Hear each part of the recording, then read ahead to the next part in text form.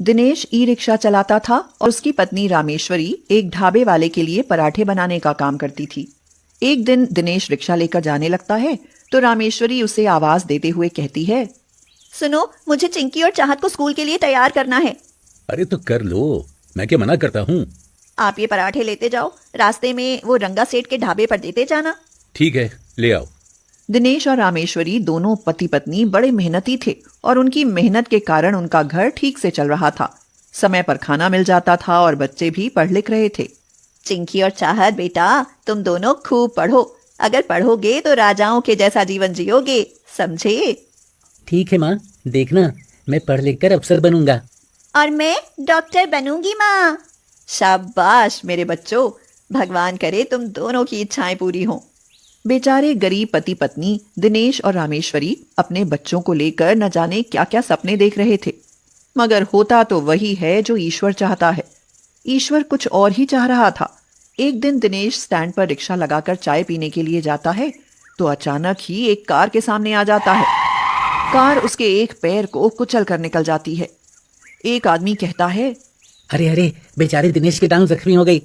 अरे भैया आप देर मत करो भाई, चलो इसे अस्पताल लेकर चलते, खून बहुत बह रहा है। आओ उठाओ इसे। देखिए, इनकी टांग का तुरंत ऑपरेशन करना पड़ेगा, इसीलिए जितनी जल्दी हो सके 50,000 रुपए जमा करा दीजिए। क्या कुछ कम में काम नहीं चल सकता डॉक्टर साहब? बिल्कुल नहीं चल सकता। यह सुनकर बेचारी रामेश्वरी को गहरा सदमा लगता है और उसकी आंखों से आंसू टपकने लगते हैं। वह गहरी चिंता में डूब जाती है और कहती है, अब खड़े पांव 50,000 कहाँ से लाऊं? अगर नहीं लाऊं तो इनका इलाज कैसे हो? हे भगवान, तू ही कोई राह दिखा। रामेश्वरी खुद से यह कह ही रही थी कि तभी दिनेश उसे अपने पास बुलाकर धीमे स्वर में कहता है, रामेश्वरी, तुम परेशान मत हो, जाओ मेरा ई रिक्शा बेचकर पैसे ले आओ। बड़ी मुश्किल से पेट पर गांठ बांधकर तो रिक्शा खरीदा था, अब वह भी चला गया तो आपके काम का क्या होगा? अब तुम वही करो जो मैंने बोला है, बात की बात में सोचेंगे रामेश्वरी। दिनेश के समझाने पर रामेश्वरी ई रिक्शा बेचकर दिनेश की टांग का ऑपरेशन कराती है और फिर डॉक्टर उसकी टांग पर प्लास्टर चढ़ाने के बाद कहता है, देखिए अब कुछ महीनों तक ये कोई काम नहीं कर पाएंगे। जब तक प्लास्टर नहीं खुलता आप इनका अच्छे से ख्याल रखना। ऑपरेशन के बाद दिनेश काम छोड़कर घर पर बैठ जाता है और घर चलाने की सारी जिम्मेदारी रामेश्वरी के कंधों पर आन पड़ती है। एक दिन वह रंगा सेठ के ढाबे पर पराठे देने के लिए जाती है तो उनके सामने गिड़गिड़ाने लगती है और कहती है, रंगा सेठ, अगर आप कहो तो मैं सुबह शाम दोनों वक्त आपके लिए पराठे बना दिया करूंगी।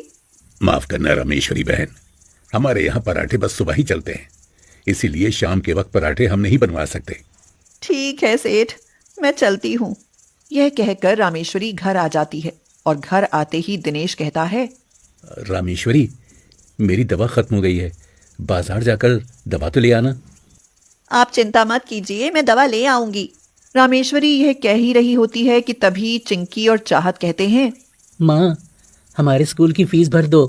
मैम कह रही थी कि फीस जमा ना करा सको तो स्कूल मत आना। यह सुनकर रामेश्वरी का तो जैसे सिर ही चकराने लगता है। घर में खाने के लाले पड़े हुए थे और ऊपर से पति की दवाइयों और बच्चों की फीस का खर्च बेचारी कैसे पूरा करती। मन तो फूट फूट कर रोने को हो रहा था, मगर फिर न जाने कहां से हिम्मत आई कि वह कहने लगी, आज से मैं लाला के पराठे बनाने के साथ साथ कोई मजदूरी भी करूंगी, इसीलिए तुम सबको घबराने की कोई जरूरत नहीं। रामेश्वरी, बस एक बार मैं चलने फिरने लग जाऊं, सब ठीक हो जाएगा। आप चलने फिरने भी लगेंगे, बस ज्यादा परेशान मत होइए। उस दिन के बाद रामेश्वरी सुबह जल्दी उठकर लाला के लिए पराठे बनाती और फिर उन्हें ढाबे में पहुंचाकर सीधे चिनाई के काम में मजदूरी करने निकल जाती। सारा दिन कमर तोड़ मेहनत करती, सिर पर ईंटें ढोती, तब जाकर कुछ रुपए मिलते, मगर वे सब तो घर के खर्च और दिनेश की दवाइयों में निकल जाते। बच्चों की फीस का जुगाड़ तो हो ही नहीं पाता। जो कमाती हूँ घर में खर्च हो जाता है। लगता है बच्चों की पढ़ाई तो अब छूट ही जाएगी। रामेश्वरी, ईश्वर पर भरोसा रखो, सब ठीक हो जाएगा। रामेश्वरी झल्लाकर बोली, क्या ठीक हो जाएगा जी? मुझे नहीं लगता कि ईश्वर हमारे दिन भी कभी बदलेगा। अरे निराश मत हो रामेश्वरी, हमारे दिन भी जरूर बदलेंगे। आज दुख के दिन है, कल सुख के दिन भी जरूर आएंगे। दिनेश यह कह ही रहा था कि तभी ढाबे वाला रंगा सेठ उनके घर आता है। रंगा सेठ अपने हाथ में एक पर्चा लिए हुए था और बड़ा ही खुश नजर आ रहा था। रंगा सेठ रामेश्वरी से कहता है, अरे वो रामेश्वरी बहन, खुश हो जाओ, तुम्हारे लिए बहुत बड़ी खबर लेकर आया हूँ। ऐसी क्या खबर है, जरा मैं भी तो सुनूं रंगा सेठ। हमारे शहर में लजीज पराठा कॉन्टेस्ट माने पराठा प्रतियोगिता होने जा रही है। इस प्रतियोगिता में जीतने वाले को पूरा 1 लाख रुपए का इनाम मिलेगा, समझी? मैं चाहता हूँ कि तुम भी अवश्य भाग लो इसमें। यह सुनकर रामेश्वरी रंगा सेठ से कहती है, ऐसी प्रतियोगिता में मुझ गरीब को कौन पूछेगा सेठ, रहने दो। अरे काहे को रहने दूं, तुम बहुत लजीज पराठे बनाती हो ना, और देखना इस कॉन्टेस्ट को तुम ही जीतोगी। फॉर्म मैंने भर दिया है, बस उस पर हस्ताक्षर कर दो। ना ना, मुझसे ना हो पाएगा, खामखा मेरी बेइज्जती हो जाएगी लाला। रामेश्वरी को यूं निराश होते देख दिनेश को अच्छा नहीं लगता, इसीलिए वह रामेश्वरी को समझाते हुए कहता है, रामेश्वरी, आदमी को कर्म करने से पीछे नहीं हटना चाहिए। कर्म करोगी तो फल भी अवश्य मिलेगा, इसीलिए तुम इस प्रतियोगिता में हिस्सा जरूर लोगी। दिनेश के यह समझाने पर रामेश्वरी उस कॉन्टेस्ट में भाग लेने के लिए तैयार हो जाती है, पर उसकी समझ में नहीं आता कि वह कॉन्टेस्ट जीतने के लिए कैसे पराठे बनाए। एक दिन वह चिंकी और चाहत के साथ बाजार जाती है तो वे दोनों पिज्जा शॉप देखकर पिज्जा खाने की जिद करने लगते हैं। माँ माँ, मुझे पिज्जा खाना है। पिज्जा तो मुझे भी खाना है माँ, दिला दो ना पिज्जा। अरे चिंकी चाहत, जिद मत करो बच्चों, घर चलो, मैं तुमको पिज्जा पराठा बनाकर खिलाऊंगी। सच माँ? हाँ बिल्कुल सच बेटा। रामेश्वरी बच्चों को मनाने के लिए यह सब कह तो देती है, मगर फिर मन ही मन सोचती है, मैंने बच्चों को पिज्जा पराठा बनाने के लिए कह तो दिया, अब बनाऊंगी कैसे? क्या पिज्जा पराठा बन भी सकता है?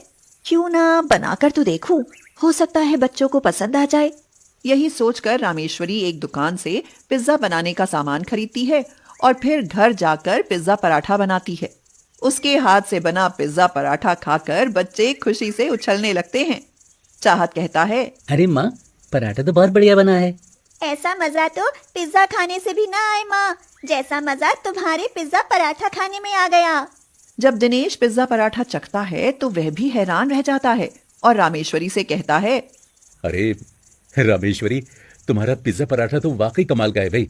मैं तो कहता हूँ कि पराठा प्रतियोगिता में तुम पिज्जा पराठा ही बनाना, देखना पुरस्कार तुम्हें ही मिलेगा। दिनेश, चिंकी और चाहत के कहने पर रामेश्वरी पराठा प्रतियोगिता में पिज्जा पराठा ही बनाती है और फिर सभी बड़े बड़े शेफ उसके पिज्जा पराठा का स्वाद चखकर हैरान रह जाते हैं। वाह, पराठा और पिज्जा का क्या अनोखा संगम है। ऐसा अमेजिंग पराठा तो वास्तव में काबिले तारीफ है। आज की पराठा प्रतियोगिता की विजेता श्रीमती रामेश्वरी देवी ही हैं। यह कहकर सभी शेफ रामेश्वरी को विजयी घोषित कर देते हैं। यह सुनकर चिंकी और चाहत खुशी से उछलने लगते हैं और रंगा सेठ सीना तान कर कहता है, देखा रामेश्वरी बहन, तुमने हिम्मत, मेहनत और लगन से काम लिया तो सफलता मिली ना। मैं तो कहता हूँ कि तुम पिज्जा पराठा बनाकर खूब बेचो और खूब तरक्की करो। रंगा सेठ की बात रामेश्वरी को बहुत पसंद आती है और वह खुद पिज्जा पराठा बनाकर बेचने लगती है। कुछ दिन बाद दिनेश ठीक हो जाता है और फिर दोनों मिलकर पिज्जा पराठे का काम करते हैं। चिंकी और चाहत अच्छे स्कूल में पढ़ने लगते हैं और कुछ ही सालों में रामेश्वरी और दिनेश एक शानदार पिज्जा पराठा हट के मालिक बन जाते हैं।